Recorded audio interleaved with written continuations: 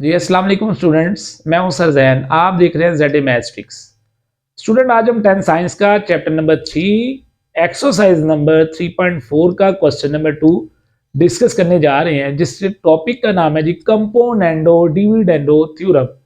जो क्वेश्चन बेहद इंपॉर्टेंट है और बहुत इजी इसका मेथड है। तो चलते हैं स्टूडेंट लेक्चर की तरफ।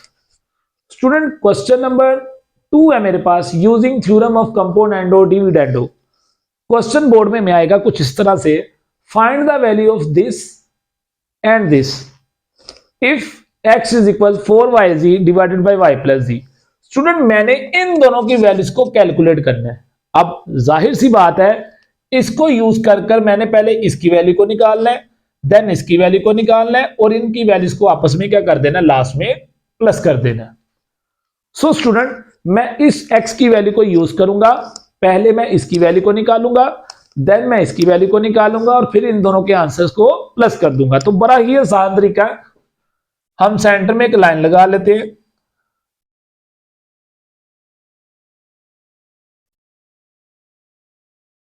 स्टूडेंट मैंने क्या किया, मैंने दोनों तरफ, आप गौर कीजिएगा, x की वैल्यू को लिख लिया। मैंने कहा जी गिवन डैट मैंने गिवन डैट में लिखा जी x की वैल्यू को, x is equal 4yz over y plus z। Similar यहां भी मैंने x की वैल्यू को लिख दिया 4yz divided by y plus z। Student मैं क्या करूंगा, दोनों तरफ x की वैल्यू को लिखने के बाद मैं कुछ यूं करूंगा, मेरे पास जो गिवन को x की वैल्यू है वो है 4yz। क्या मैं 4yz को लिख सकता हूं 2y dot 2z divided by y plus z, वैसे का वैसे। मैंने 4 को तोड़कर लिख दिया, ब्रेक किया, 4 को लिख दिया 2y 2z, एक बार 2 को y के साथ, एक बार 2 को z के साथ। तो बात तो एक ही है, 2 2 4। लिखने के बाद अब आप गौर करें, ये 2y इधर मल्टीप्लाई हो रहा है इसके साथ, इस तरफ जाएगा तो डिवाइड हो जाएगा। ये आ गया x divided by 2y which is equal to, इधर रह गया 2z over y plus z। So student मैंने ऐसा क्यों किया, मैं 2y को उधर क्यों लेके गया, 2z को क्यों नहीं लेके गया। स्टूडेंट आप गौर करें, x के साथ क्या वैल्यू प्लस हो रही है 2y, सो मैं इसलिए 2y को उस तरफ ले गया। अब इसके ऊपर मैं अप्लाई करूंगा theorem using theorem of componendo dividendo. Theorem क्या कहता है, कंपोनेंडो डिविडेंडो थ्योरम क्या है स्टूडेंट, नीचे वाली वैल्यू को ऊपर वाली में एक बार करते हैं प्लस, एक मर्तबा करते हैं माइनस। किस तरह से, नीचे वाली वैल्यू को मैं एक बार ऊपर वाली के साथ कर दूंगा प्लस, फिर नीचे इसको करूंगा माइनस। इस तरह से मैंने x को, ऊपर वाली वैल्यू को ऊपर और नीचे लिख दिया, ऊपर वाली वैल्यू को ऊपर और नीचे लिख दिया। अब क्या करूंगा, नीचे वाली वैल्यू को एक बार ऊपर x के साथ करूंगा प्लस, एक बार करूंगा माइनस। 2y प्लस किया, 2y माइनस किया। सिमिलर इधर मैं 2z को ऊपर और नीचे लिख दूंगा, फिर नीचे वाली वैल्यू को एक मर्तबा ऊपर करूंगा प्लस y प्लस z, एक मर्तबा नीचे वाली वैल्यू को करूंगा माइनस y। अब ये माइनस स्टूडेंट इस y को क्या करेगा, माइनस, यानी minus y minus plus minus z। मतलब ऊपर वाली वैल्यू को आपने ऊपर नीचे लिख लिया, नीचे वाली वैल्यू को आपने ऊपर वाली के साथ किया एक बार प्लस, एक बार किया माइनस। जब माइनस करेंगे तो नीचे वाली वैल्यू का साइन चेंज हो जाएगा। सो मेरे पास आ गया x plus 2y divided by x minus 2y which is equal to 2z plus z which is equal 3z और y वैसे का वैसे। सिमिलर 2z में से 1 z गया, बचा z माइनस y। सो स्टूडेंट ये मेरे पास जो आंसर आया है वो आंसर आ गया है x plus 2y over x minus 2y का। अब हम इसका आंसर निकालेंगे, जो मेथड हमने यहां यूज किया वही मेथड यहां पर यूज करेंगे। सो चलते हैं स्टूडेंट, हम सबसे पहले लिखेंगे 4 को लिख लेंगे 2z 2y। यहां कुछ बच्चे इतराज करते हैं, सर आपने यहां पर 2y को पहले लिखा है, वहां पर 2z को लिखा है। तो एक ही बात होती है बच्चे, मैंने 4 को लिख लिया 2y 2z divided by y plus z. अब स्टूडेंट क्या करेंगे हम, टू, पहले हम इस इधर लेफ्ट साइड पर 2y को इधर लेके गए, अब हम 2z को इधर ले आ गए, 2z इधर मल्टीप्लाई और इस तरफ जाकर हो गया डिवाइड, इधर रह गया 2y ओवर y प्लस जी। सो इससे नेक्स्ट स्टेप हम अप्लाई करेंगे by using theorem componendo dividendo. वो क्या कहता है, कंपोनेंडो डिविडेंडो थ्योरम में क्या करते हैं, ऊपर वाली वैल्यू को ऊपर और नीचे लिख लें, नीचे वाली वैल्यू को एक मर्तबा ऊपर प्लस करें, एक मर्तबा माइनस करें। सिमिलर ऊपर वाली वैल्यू को ऊपर नीचे लिख लें, नीचे वाली वैल्यू को एक मर्तबा ऊपर प्लस कर दें, एक मर्तबा माइनस कर दें। जब माइनस करेंगे तो दोनों का साइन चेंज हो जाएगा।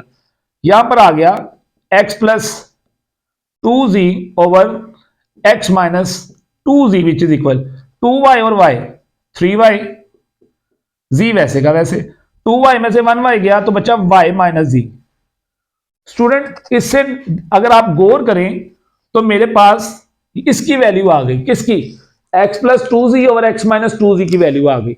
अब आप गौर करें ये वैल्यू और ये वैल्यू दोनों आपस में हो रही है प्लस, सो मैं इसको और इसको आपस में कर दूंगा प्लस, यानी लेफ्ट हैंड साइड और राइट हैंड साइड, इसको मैं कह दूंगा equation number 1। This is equation number 1 और स्टूडेंट इसको मैं कह दूंगा दिस इज इक्वेशन नंबर 2। सो मैं क्या करूंगा, लेफ्ट हैंड साइड को लेफ्ट हैंड साइड में प्लस कर दूंगा, राइट हैंड साइड को राइट हैंड साइड में प्लस कर दूंगा। सो मैं कहूंगा एडिंग इक्वेशन 1 और 2, लेफ्ट हैंड साइड देखिएगा x plus 2y over x minus 2y plus x plus 2z over x minus 2z which is equal, इसकी right hand side 3z plus y over z minus y और इसकी right hand side plus 3y plus z divided by y minus z. So student हमने क्या किया, equation number 1 और equation number 2 को आपस में कर दिया प्लस, लेफ्ट हैंड साइड को लेफ्ट हैंड साइड में प्लस, राइट हैंड साइड को राइट हैंड साइड में प्लस। अब स्टूडेंट मैंने इसका आंसर निकालना है तो इन दोनों का क्या लूंगा, एलसीएम लूंगा। अगर मेरे पास गौर करें नीचे एक तरफ एलसीएम है z माइनस वाई, एक तरफ एलसीएम है y माइनस जी। स्टूडेंट अगर नीचे एलसीएम सेम हो जाता यानी डिनोमिनेटर सेम हो जाता तो एलसीएम एज इट इज आ जाता। सो मैं इसको सेम बना सकता हूं, कैसे बना सकता हूं देखिएगा,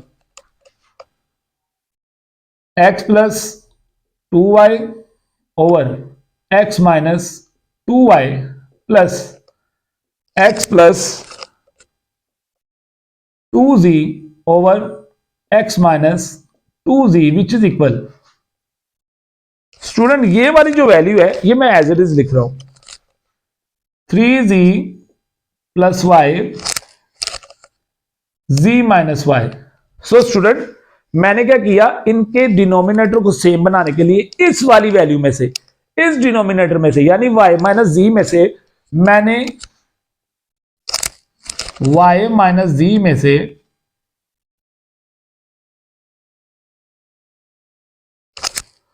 -1 कॉमन लिया, y माइनस जी में से -1 को कॉमन लिया तो स्टूडेंट z जो नेगेटिव था ये z हो जाएगा पॉजिटिव और y जो स्टूडेंट पॉजिटिव था वो हो जाएगा नेगेटिव। सो अब क्या होगा, ये माइनस सेंटर में आ जाएगा,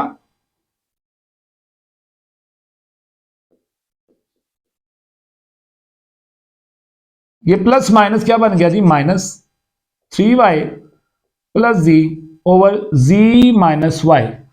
स्टूडेंट अगर आप गौर करें हमने इन दोनों वैल्यूज के एलसीएम लेना है और इसके डिनोमिनेटर को अगर आप गौर करें लेफ्ट और राइट z माइनस वाई है। सो अगर डिनोमिनेटर सेम हो तो आपको पता है एलसीएम हमेशा वही आ जाता है और ऊपर वाली टर्म्स जो है वो वैसे की वैसे आ जाती है माइनस। अब जरा गौर करें डिनोमिनेटर सेम हो एलसीएम एज इट इज आ जाता है और ऊपर वाली वैल्यूज को हम वैसे का वैसे लिख देते हैं। बट अगर आप गौर करें सेंटर में आप कौन सा साइन है, माइनस का, ये माइनस का साइन अंदर हो जाएगा मल्टीप्लाई, तो बन जाएगा -3y माइनस प्लस -z।